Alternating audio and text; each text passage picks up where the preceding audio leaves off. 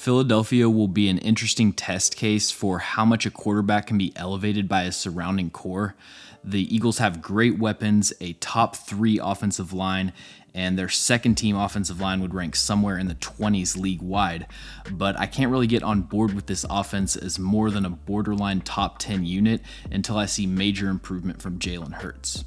Jalen Hurts has 3 major weaknesses as a passer: accuracy, taking care of the football, and decisiveness in the pocket, which is the topic of today's video. There's a lot of throws on Jalen Hurts' tape where he's making the correct read, but he just gets there a second late or he hesitates and the window closes. So first play, Tampa Bay is playing quarters and the Eagles are running curl dig, which is a great call for this defense because the dig route occupies the safety and creates space for the deep curl.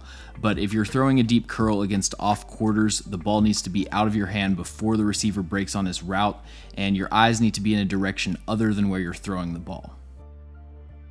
Here's another play from the wild card round where, again, Philadelphia is in the right play call for the coverage they're facing.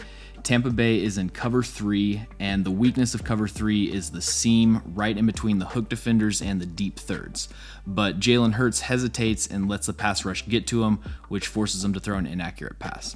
And then 3rd and 9, the Eagles are running double digs and New York is playing 2-man.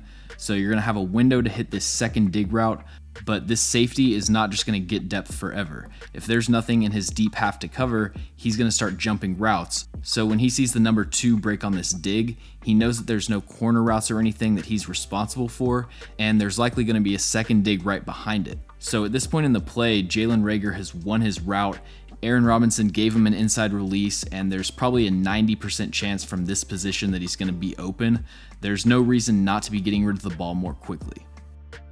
Another play from the Giants game, Philadelphia is running slay, which is a slant fade pick route to beat man coverage in short yardage situations. But Julian Love and Steven Parker are playing what's called banjo coverage, which is a switch technique used to defend rub routes and bunch formations. This is actually a blown coverage by Steven Parker, and when Hurts realizes New York isn't playing lock coverage, he freezes and almost throws an interception. So Jalen Hurts needs to become way more confident and decisive operating the downfield passing game, and that involves making quicker decisions like we discussed, but it also involves hanging in the pocket and not bailing when there isn't any pressure.